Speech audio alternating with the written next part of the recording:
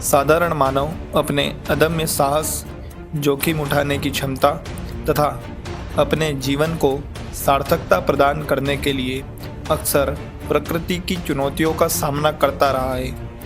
खंडवा जिले के पंधाना अंचल के युवा गौतम मालवीय ने पृथ्वी के सबसे गहरे बिंदु प्रशांत महासागर की मेरियाना ट्रेंच की गहराइयों से लेकर विश्व के सबसे उच्चतम शिखर माउंट एवरेस्ट को अपने जोश, जुनून और साहस से फतह करने में कामयाबी प्राप्त की। जवाहर नवोदय विद्यालय पंधाना के शिक्षक श्री कैलाश मालवीय एवं श्रीमती संगीता मालवीय के पुत्र श्री गौतम मालवीय ने माउंट एवरेस्ट पर भारतीय तिरंगा फहराकर प्रदेश का नाम रोशन किया है। गौतम ने पंधाना अंचल के युवाओं को सीमित संसाधनों के बावजूद सफलता के उच्च कीर्तिमान स्थापित करने के लिए प्रेरित किया। उनकी इस अनुकरणीय उपलब्धि से क्षेत्र के युवा वर्ग को परिचित करवाने के लिए द ढिंढोरा के गौरव धनवारिया ने उनसे एक सार्थक एवं प्रेरक चर्चा की। गौतम मालवीय है और मैं पंधाना क्षेत्र में ही निवास करता हूँ और यूँ कि मैं काफ़ी हार्डकोर एजुकेशनिस्ट बैकग्राउंड से बिलोंग करता हूँ। मैं मम्मा लेक्चरर है, फादर तो यहीं पर है। Thank you for inviting and इन्होंने हमें एक इंटरव्यू के लिए अप्रोच किया है और या थैंक यू। थोड़ा अपने बारे में बताइए, थोड़ा एजुकेशन बैकग्राउंड के बारे में बताइए कि आपकी एजुकेशन बैकग्राउंड कैसी रही और उस सफ़र को करते हुए आपका पर्वतारोहण की दिशा में किस प्रकार उन्मुख हुए, किस प्रकार आपका रुझान बना? मेरा स्कूलिंग तो नवोदय विद्यालय पंधाना से ही हुआ। इसके बाद मैंने अपना बैचलर्स दिल्ली में नॉटिकल साइंसेस में किया था क्योंकि मैं मर्चेंट नेवी में कार्यरत था पहले।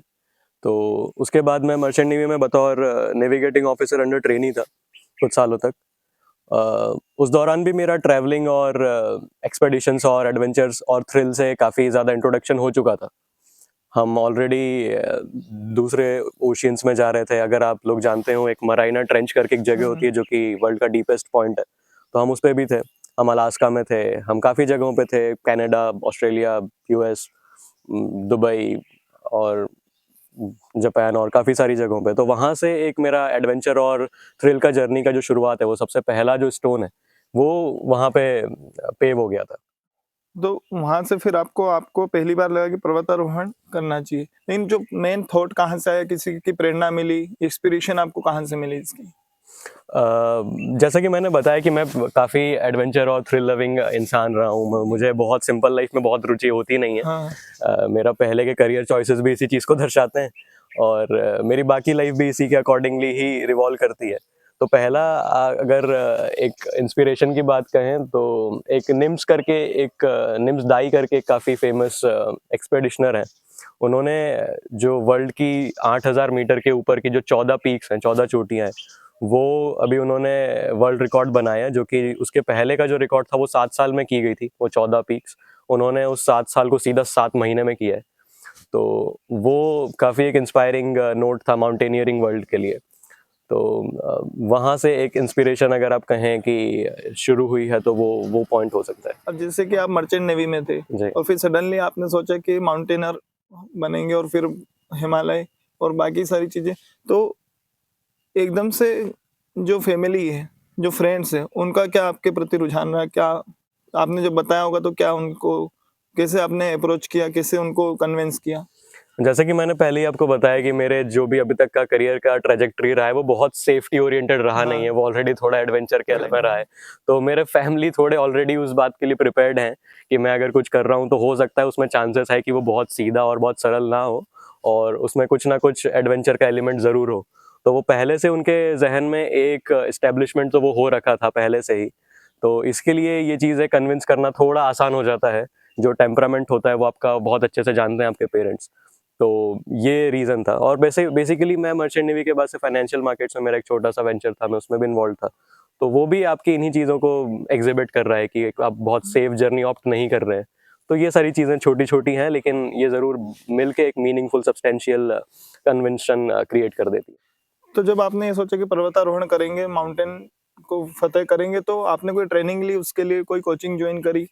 और वैसे तो आपने आपका जो रहा है बैकग्राउंड ये सब एडवेंचर्स के लिए रहा है, लेकिन फिर भी एक जो प्रॉपर ट्रेनिंग है वो जी। कहाँ से ली आपने?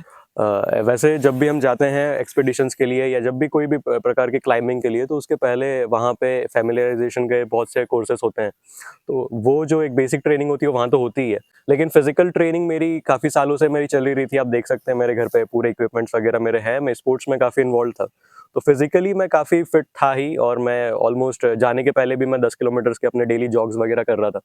तो ये सारी चीज़ें ये, लेकिन ये बहुत लाइफ लॉन्ग है, ये बहुत परमानेंट है, ये पिछले काफ़ी सालों से चल रही थी, ये सिर्फ अभी पिछले महीनों से शुरू नहीं हुआ है। मेरा फिजिकल जो फिटनेस का जर्नी है वो काफ़ी सालों से चल रहा है। मतलब जो आज आपको सफलता या सक्सेस मिली है वो जी। कई सालों की मेहनत का बिल्कुल, नतीजा बिल्कुल, है। 100%।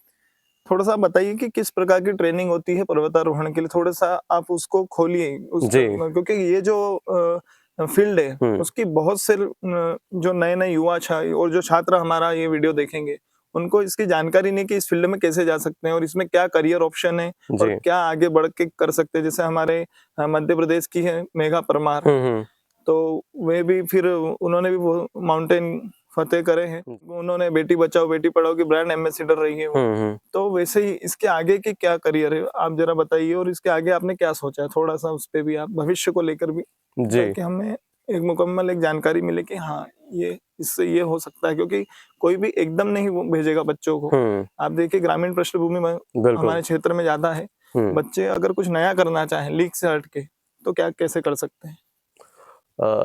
देखा जाए तो इन सारी चीज़ों का बेसिस जो है वो एक इकोनॉमी है, क्योंकि पहले हम काफ़ी ज़्यादा स्ट्रिक्ट इकोनॉमी थे, लेकिन जैसे-जैसे लिबरलाइजेशन हुआ है तो ये सारी एडवेंचर की चीज़ें हैं या बाकी क्रिएटिव फील्ड्स हैं, इस तरफ लोगों का रुझान भी बढ़ा है और लोग थोड़े ज़्यादा लीनिएंट हुए हैं इन चीज़ों को परस्यू करने के लिए।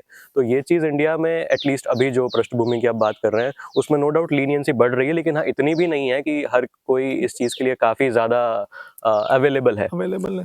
तो ये सारी चीज़ें काफ़ी ज़्यादा इम्पोर्टेंस रखती हैं, लेकिन हाँ, मैं काफ़ी होपफुल हूँ, क्योंकि जैसे मैंने कहा कि इकोनॉमी का जो फ़िलहाल का जो ट्रैजेक्टरी है वो उस तरफ अलाइन हो रहा है।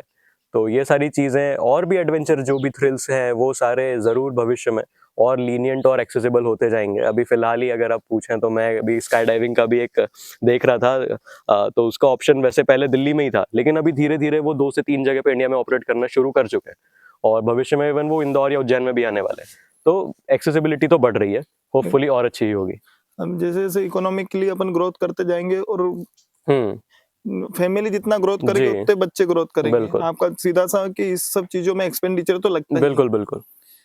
अब आपका जैसे आपने एजुकेशन आपका बहुत ही ब्रिलियंट रहा है, थैंक और उसके बाद फिर आपने जो मतलब जो करियर ऑप्शन चुना, जो करना चाहते थे वो करा आपने। दूसरी चीज है कि जैसे पर्वतारोहण पे ही अगर अपन अभी और माउंटेन पर ही जाने की बात करें यू। तो जी। थोड़ा सा समझिए कि क्या मेंटल बिल्कुल। हेल्थ रहती है। दूसरी चीज है मेंटली अपने आप को प्रिपेयर करना। आज हम अगर देखें यहाँ पे तो अभी ठंड का मौसम है तो हमें रोज सुबह उठने में दिक्कत होती है, लेकिन माउंटेन पे जाना और वहां पर फतेह हासिल करने के लिए क्या मेंटल प्रिपरेशन करनी पड़ती है थोड़ा सा, क्योंकि फिजिकल प्रिपरेशन से ज्यादा बेटर मैं मानता हूँ। फिजिकल प्रिपरेशन तो सब कर सकते हैं, लेकिन मेंटली अपने आप को कैसे मजबूत रखा जाए? जी। जैसे-जैसे हम हाइट असेंड करते जाते हैं, सबसे पहली चीज़ जो आपको बॉडी को अफ़ेक्ट करने वाली है वो ऑक्सीजन का ऑक्सीजन डिप्लीशन है। और ऑक्सीजन का डिप्लीशन कुछ इस प्रकार होता है कि अगर जैसे मैं बताऊँ कि वहाँ पर जहाँ पे मैं मैक्स हाइट पे अपने गया था, मैक्स ऑल्टीट्यूड पे, वहाँ पे 50% ऑक्सीजन सैचुरेशन था। अब उससे ये हो जाता है कि अगर आपका शू का लेस भी खुल गया है, आप वो बाँधने में थक जाएँगे। अगर आपकी ये फिज़िकल स्थिति हो जाती है, इसके बाद भी अगर आपको रोज़ 20 से 22 किलोमीटर के ट्रैक करने हैं, तो उसके लिए फिजिकल कैपेबिलिटी बहुत बाद में आती है। सबसे पहले वो जो मेंटल बैरियर्स आ जाते हैं, उन्हें क्लैरिफाई करना, उन्हें क्लियर आउट करना, उनके थ्रू ब्रेक थ्रू करना, वो बहुत बहुत मुश्किल और बहुत बड़ा चैलेंज होता है। इसकी ट्रेनिंग मुझे लगता है कि हाँ, कुछ हद तक की जा सकती है, लेकिन कुछ हद तक इनबिल्ट भी होता है, कुछ हद तक आपके टेम्परामेंट पे बेसिस इसका रहता है। तो ऐसे छोटे-छोटे बहुत सारे चैलेंजेस हो जाते हैं, ठंड बहुत बढ़ जाती है। अब सिंपली एक बात बोलूँ, आप वॉशरूम यूज़ नहीं कर पाएँगे क्योंकि वहाँ के पूरे वाटर ड्रेन जो हैं वो क्लॉग्ड हैं, फ्रोज़न हैं। तो ये सारी चीज़ें फिज़िकली आपको उतना हार्म नहीं करती हैं जितना मेंटल ब्रेकडाउन करती हैं। तो ये ज़्यादा बड़े इंडीड बहुत बड़े चैलेंजेस हैं। और इनफैक्ट अगर आप पूछें कि क्या रास्ते के दौरान, क्या ट्रैक के दौरान आपको ब्रेकडाउन्स आते हैं, तो जी बिल्कुल हर किसी को आते हैं, हर पॉइंट पे आते हैं कि यहाँ क्यों आ गए हैं। क्योंकि उसके पहले हम बड़े पैशनेट रहते हैं, बड़े चीयर्ड अप रहते हैं, बड़े बूस्टेड रहते हैं, ऑप्टिमाइज्ड रहते हैं, लेकिन जैसे जैसे दिक्कतें आनी शुरू होती है तो हर किसी के बस जहन में बस ये सवाल आता है कि क्यों आ गए, घर पे भी आराम से बैठे हो सकते थे। तो ब्रेकडाउन्स तो हर किसी के होते हैं, सब्जेक्टिव है, किसी का कब होगा, किसी का कब होगा, वो लेवल्स पे डिपेंड करता है आपकी फिटनेस की, आपके मेंटल बैरियर्स की। लेकिन हाँ, ये बिल्कुल इंडीड आते हैं। जिस प्रकार आपने बताया कि मेंटली प्रिपेयर होना बहुत आवश्यक है, और आते हैं थॉट आते हैं कि यार भाई अब वापस चलते हैं, क्या यहाँ पर रखा है, पहाड़ों में क्या रखा क्या है। रखा लेकिन ये चीजें तो हर एक फील्ड में हो रही है। है जी। जब भी कुछ ऊंचाई पे आगे बढ़ने का रहता है तो डर सबसे ज्यादा लगता है। ये कि आपकी प्लानिंग क्या, और बहुत सारी अभी पर्वत बाकी है। एक पर्वत तो आप अब सबसे बड़ा तो चढ़ ही गए हैं, लेकिन माउंट किलिमंजारो है, फिर उसके बाद बहुत सारे चोटियां हैं। तो आगे आपकी और प्लानिंग है इस क्षेत्र में आगे बढ़ने की? जी, बिल्कुल। अभी इसके बाद में बहुत सारी पीक्स हैं। इनफैक्ट अभी एक पीक के बारे में तो मैं ऑलरेडी उसका पूरा ब्रोशर और पूरा कोटेशन भी लेकर आया हूँ। आइलैंड पीक करके एक एक्सपीडिशन होता है, तो वो माउंट एवरेस्ट में ही है। और उसके अलावा भी उसके नज़दीक में बहुत सारी हैं। नेपाल इज़ ब्लेस्ड, हम बहुत खुशकिस्मत हैं कि हम नेपाल के पड़ोसी हैं, क्योंकि हमारी परमिट्स भी बहुत हद तक उस वजह से काफ़ी कट डाउन हो जाती है उसकी कॉस्ट। हमारे लिए जाना आना बहुत एक्सेसिबल है। तो मेरा अभी फ़िलहाल एक इंक्लिनेशन ये है कि नेपाल में जितना कुछ एक्सपीडिशन हो सकता है वो एटलीस्ट डन हो जाए। जैसे किलिमंजारो आपने बोला, मेरे एक फ्रेंड थे, वो भी किलिमंजारो जा रहे हैं नेक्स्ट सीजन में, जो वहाँ मुझे मिले। दूसरी चीज है कि कितना एक्सपेंडिचर लगता है, कितना लगता है ये सब चीजें। अगर कोई नया यूथ या नया लड़का सीखना चाहे कि यार जाना है तो कैसे उसको ट्रेनिंग मिलेगी, कैसे, तो एक कितना अमूमन कितना खर्चा लगता हो, क्योंकि ये बहुत आज के समय में जरूरी है अगर कोई नया करियर बनाना चाहता है। इसके बारे में आप जरा बताइए। जी, बिल्कुल। माउंटेनियरिंग इंडीड एक थोड़ा महंगा स्पोर्ट्स है। इनफैक्ट इसको one of the world's costliest sports भी बोलते हैं, क्योंकि इसके गियर्स ही बहुत महंगे आते हैं। अभी अनफॉर्चुनेटली मैंने अपने गियर्स उधर लॉन्ड्री में खंडवा में दे चुका हूँ, नहीं तो मैं बिल्कुल आपको दिखाता। दूसरा, इसका ओवरऑल कॉस्ट अगर मुझे बोलें तो ऑलमोस्ट वो 6 से 7 लाख हो गया था। और बाकी अगर आप माउंट एवरेस्ट के समिट पर जा रहे हैं, जो टॉप का समिट होता है, या और भी जो आसपास के लहोत्से हैं, नुप्त्से हैं, ऐसे बहुत सारे 8000 मीटर्स के जो पीक्स हैं, उनका उनका कॉस्टिंग काफ़ी आपको महंगा पड़ता है। ऑलमोस्ट उसका एक रफली एस्टिमेट बताया जाए तो वो 50-60 लाख फ़िलहाल चल रहा है। तो क्योंकि उसकी परमिट्स ही अकेली 10 से 12 लाख की होती हैं, उसके गियर्स 10-15 लाख के हो जाते हैं। जो शेरपाज़ होते हैं, उनको आपको ऑलमोस्ट 8 से 10 लाख रुपए देने पड़ते हैं, क्योंकि वो आपको मेन होते हैं, जो आपको असिस्ट कर रहे होते हैं आपकी सेफ्टी के बारे में, आपके सारे प्रोटोकॉल्स के बारे में। तो ये माउंटेनियरिंग जितना ऊपर जाते जाते हैं उतना महंगा होते जाता है। चुनौतियां भी बढ़ते जाती हैं। डिफिकल्टी जितनी बढ़ेगी बिल्कुल। आपको उतने इक्विपमेंट साथ में रखने पड़ेंगे। जी। ये सारी चीजें हो गई। करियर ऑप्शन इसको कैसे बनाया जाए कि चलो ठीक है, अपन ने एक्सपेंड करा, अपन सीख गए ये सब चीजें और अपन ने करा, उसके आगे अपन इसको करियर के थ्रू कैसे ले जा जी। सकते हैं? जैसा कि मैंने आपको कहा कि माउंटेनियरिंग बिल्कुल सिर्फ माउंटेनियरिंग ही नहीं, जितने भी बाकी एडवेंचर स्पोर्ट्स हो रहे हैं, चाहे बंजी जंपिंग है, खैर वो उतना एडवेंचर स्पोर्ट्स की कैटेगरी में आता नहीं है, वो more of a recreational sports है। लेकिन चाहे माउंटेनियरिंग है, चाहे स्काई डाइविंग है, ऐसे करके जितने भी एडवेंचर स्पोर्ट्स हैं, इनका जो भी आज का मार्केट कैप है वो ज़रूर इंक्लाइनिंग पे है, वो अपने असेंट पर है। तो ये काफ़ी होपफुल और काफ़ी एक्सिबरेंट सिचुएशन तो ज़रूर है। लेकिन हाँ, इसके सर्टिफिकेशंस होते हैं, इसके लिए आपको एक्सपीरियंसेस चाहिए, जैसे कि ये है, तो ये एक एक्सपीरियंस है। इसके बाद आप ज़रूर इंस्ट्रक्टर के तौर पे यहाँ पे जॉइन कर सकते हैं। आप खुद का एक्सपीडिशन टूर ऑर्गेनाइज करा सकते हैं, एजेंसीज ऑर्गेनाइज करा सकते हैं। इनफैक्ट अभी मैंने जिनकी आपको बात कही, निम्स दाई करके, जिन्होंने वर्ल्ड रिकॉर्ड बनाया था 14 पीक्स का, तो उन्होंने भी अभी नेपाल में, उनका एक बहुत एस्टेब्लिश्ड बिजनेस है, उनके गियर्स भी वो बनाते हैं, वो एक्सपीडिशन भी कराते हैं। तो एक बार आपके पास एक्सपीरियंस सेट हो जाता है, कुछ छोटे छोटे कोर्सेज होते हैं, सर्टिफिकेशंस होते हैं, आप एक बार उनको परस्यू कर लेते हैं, तो आपको माउंटेनियरिंग पे as a instructor, as a guide, आप काफ़ी ऑप्टिमिस्टिक सा एक अच्छा सा करियर एंडेवर है। जैसे कि अभी आपने जो चीज सीखी वही आप अगर उनको टीचिंग करेंगे जी। या एक प्रकार से आप उनको कोच करेंगे जी। तो वो एक करियर ऑप्शन है। जी। दूसरी चीज है कि इंडिया में अगर हम बात करें तो ये सब चीजें एकदम अभी पॉपुलर नहीं है, बिल्कुल। और बाहर की कंट्री में देखें तो ये बहुत ही ज्यादा उनके लिए बहुत ही नॉर्मल बात है। जी। इंडिया में युवाओं को, और थोड़ा सा बताइए कि क्या करना चाहिए हमारी गवर्नमेंट को भी इस दिशा में कि लोग, बच्चे और युवा जो हैं वे इन सब चीजों को सीखे। जैसे हम ये नवोदय विद्यालय के कैंपस में बैठे हैं, तो ये जो कैंपस है यहाँ पे सुविधाएं पूरी है, पूरी फैसिलिटीज है। ऐसे कैंपस और भी बनना चाहिए। तो हमारे बच्चों को किस प्रकार हम ट्रेनिंग दें सभी, जिससे कि उनका, हमेशा बात आती है सर्वांगीण विकास की, लेकिन वो हमेशा हो नहीं पाता है। तो थोड़ा सा आप जैसे यूथ है, एजुकेटेड है, वेल अप टू डेट है, ब्रिलियंट है, तो थोड़ा सा इस और भी हमें गाइड करिए कि किस प्रकार ये कर सकते हैं? नहीं, आपकी इस बात से मैं बिल्कुल सहमत हूँ, क्योंकि हमारे ग्रुप में भी पहले मैं थोड़ा ना काफ़ी खुश भी था कि मैं सबसे यंगेस्ट हूँ, मेरी उम्र 24 है। हुँ, तो मुझे लगा कि क्योंकि मैं जितने भी लोगों को मिल रहा था, जो इंडियंस भी थे या थोड़े जो वेस्टर्नर्स थे, हुँ, वो काफ़ी बड़े थे मुझसे, 35 थे, कुछ 40 के थे।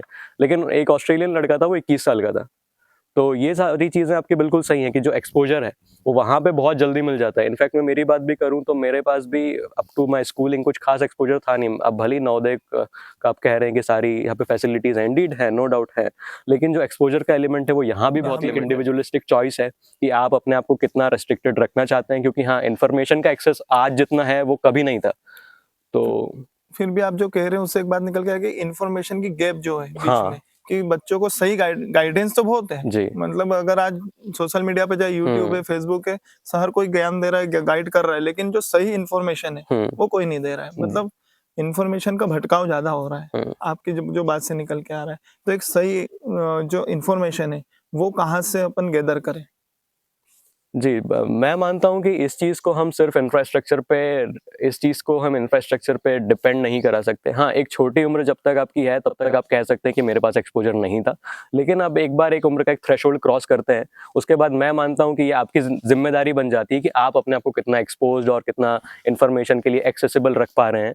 तो इंडीड अगर स्कूलिंग आपकी कुछ अच्छी है, कुछ आपका एक्सपोज़र एलिमेंट शुरू से अच्छे रहे हैं, तो वो आपको ज़रूर फ़ायदा देगा। जैसे कि मैंने आपको बोला कि 21 साल के भी लड़के आए थे, एक ही थे खैर वो।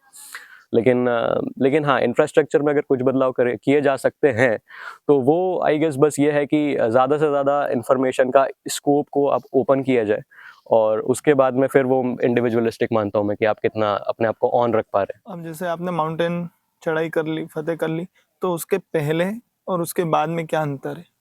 मतलब आज आप बोलेंगे कि उस जब हम नहीं माउंटेन पे चढ़ने वाले थे और आज आप वहां से आए हैं, तो तब में और अब में के गौतम में क्या अंतर है? हैं। मुझे ऐसा लगता है कि आप जितनी भी ऊँचाई या जितनी भी दूरी में जाते हैं, उससे आपकी गहराई ज़रूर बढ़ जाती है। जी। तो मेरे अंदर अगर चेंजेस की बात करूँ तो वो बहुत सारे होंगे। One of them would be कि अब मैं मेरे अंदर ठहराव बढ़ गया है। मैं बहुत ईज़िली ना किसी चीज़ में बहुत अच्छे से खुश हो सकता हूँ बहुत जल्दी और ना उसी के अपोज़िट भी अगर ऐसे कुछ कहें कि किसी चीज़ में बहुत ज़्यादा ट्रॉमेटाइज़्ड हो जाना है। तो ये सारी चीज़ों के गैप्स बढ़ गए हैं, लाइफ़ का होराइज़न बढ़ गया है और एक्सपांस अब बढ़ गया है, तो बहुत छोटी-छोटी चीज़ों में ईगो आप नहीं ल पाते हैं। आप कर ही नहीं पाते हैं, क्योंकि आपने जितना देख रखा है, आपको अपनी शून्यता फ़ील होती है। शून्यता फील आपको होती है। अपनी निम्नता फ़ील होती है कि मैं कितना मिनिमम हूँ, मैं कितना छोटा हूँ। तो उसके बाद में छोटी-छोटी चीज़ों में ईगो करना, छोटी-छोटी चीज़ों में सेल्फ बूस्टिंग करना, ये सारी चीज़ें हट जाती हैं। मैं आप पे ध्यान आकर्षित करूंगा कि अपन जहाँ बैठे हैं वो पंधाना तहसील है और खंडवा जिला लगता है। जी। आप यहाँ के युवाओं को क्या संदेश देना चाहते हैं? संदेश के हिसाब से देखा जाए तो मैं फ़िलहाल खुद को कुछ इतना बड़ा नहीं मानता हूँ कि मैं हर किसी के लिए मैसेज दे पाऊँ। लेकिन क्योंकि if I am approached to do so, मैं यही कहूँगा कि हमें अपने आप को एक्सपोज़्ड रखना और दुनिया के साथ अप टू डेट रखना, और एक्चुअल में क्या हो रहा है, अब सिर्फ़ अपने परसेप्शन को ना लेकर के एक्चुअल में जो एक्चुअलिटीज़ हैं, रियलिस्टिक चीज़ें हैं, उनको गैदर करना बहुत इम्पोर्टेंट है। और अपने परसेप्शंस को, अपना जो भी आपने एटीट्यूड बना रखा है, उसे थोड़ा हॉल डाउन करना बहुत ज़रूरी है। और दुनिया में बहुत सारी चीज़ें हैं, तो एटलीस्ट हम बहुत छोटे होके ईगो ना पालें और अपने आप को एक बहुत अच्छी-सी लग्ज़री दें कि हम छोटे हैं। ये आज बहुत नीडेड लग्ज़री है। अगर आपके पास ये होती है तभी ग्रोथ पॉसिबल हो पाती है। तो आई वुड से कि ये लग्ज़री देना बड़ा इम्पोर्टेंट है अपने आप को कि हम कुछ नहीं है, हमें बहुत कुछ अभी अचीव करना है और बहुत कुछ देखना है। इंटरव्यू का अपन अंतिम दौर में जा रहे हैं, तो जो युवा पर्वतारोही है उनको एक दो टिप्स आप अगर कुछ देना चाहें तो क्या देंगे? अ, अगर टेक्निकल आप टिप्स की बात करें जो हाँ। सिर्फ माउंटेनियर्स को ही हाँ। देनी है, तो एक चीज़ तो ये है कि क्लाइंब ईज़ी नहीं है। हम्म। और ऐसा कहा जाता है कि go slow because slowest is the fastest, क्योंकि क्योंकि आप ऑक्सीजन काफ़ी डिप्लीट कर रहे होते हैं, आप टेम्परेचर काफ़ी गेन कर रहे होते हैं। ऑक्सीजन लेवल जैसे जैसे कम होता है तो बॉडी में क्या क्या चेंजेस आने लगता है, आपने तो फील करा होगा। जी, आपको फटीग होना शुरू हो जाता है। मैंने बोला ना, आप शू लेस हाँ। टाई करने में थक जाएँगे, थक जाएंगे। आप बोलने में थक जाएँगे, आप पानी का ढक्कन खोलने में थक जाएँगे बॉटल का। तो ऐसे बहुत छोटी-छोटी चीज़ों में एग्ज़ॉशन हिट होने लगता है, मेंटल फटीग आने लगता है। आप ऑलरेडी बहुत अपने लेवल से, ऑप्टिमाइज़ लेवल से बहुत नीचे ऑपरेट कर रहे होते हैं। इवन आप सोचने में भी आपको लगता है कि ये इधर जाऊँ, उधर जाऊँ। बेसिकली छोटे-छोटे डिसीजन मेकिंग पावर्स है, वो तक भी अफ़ेक्ट होती है अगर आप ज़्यादा असेंड कर जाते हैं तो। तो इसीलिए हम लोग काफ़ी धीरे असेंड करते हैं, ताकि टेम्परेचर के हिसाब से बॉडी एक्लिमेटाइज़ होती जाए, ऑक्सीजन के डिप्लीशन के हिसाब से बॉडी अडैप्टेड होती जाए। तो वो बहुत ज़रूरी है माउंटेनियरिंग में। धन्यवाद। आपने जिस प्रकार हमें समय दिया और सारी चीज़ और आने वाले समय के लिए आपको शुभकामनाएँ कि आप और भी जो आपकी प्लानिंग है जी, वो पूरी सक्सेस हो यू। और जब आप सक्सेस करें तो एक बार पुनः आपका साक्षात्कार हम लें। जी, थैंक तो यू। इसी को लेकर तो आप हमारे जो दर्शक हैं उनके लिए एक मैसेज दे दीजिए, जो हमारे द ढिंढोरा के दर्शक हैं और आपको इस पॉडकास्ट में कैसा लगा थोड़ा आपका एक्सपीरियंस बता दीजिए? जी, तो सबसे पहले thanks for inviting us here और आप यहाँ पर आए और आपने इनिशिएटिव आपने खुद से किया जो कि बहुत प्रोग्रेसिव बात है क्योंकि माउंटेनियरिंग के बारे में ऑलरेडी लोगों को पता भी नहीं है। तो मैं ये भी श्योर नहीं हूँ कि ये वाला पॉडकास्ट बहुत ज़्यादा ऑडियंस आपका गैदर करेगा, नहीं करेगा, कैप्चर करेगा, नहीं करेगा। हो सकता है अटेंशन सीक ज़रूर करेगा, लेकिन जो आपका व्यूइंग टाइम होता है वो मुझे पता नहीं कि इसमें ज़्यादा मिलेगा, नहीं मिलेगा। लेकिन ये सब के बावजूद भी आपने हमें इनिशिएट किया ऑलरेडी एक पॉडकास्ट के लिए, तो उस चीज़ के लिए आपका बहुत धन्यवाद।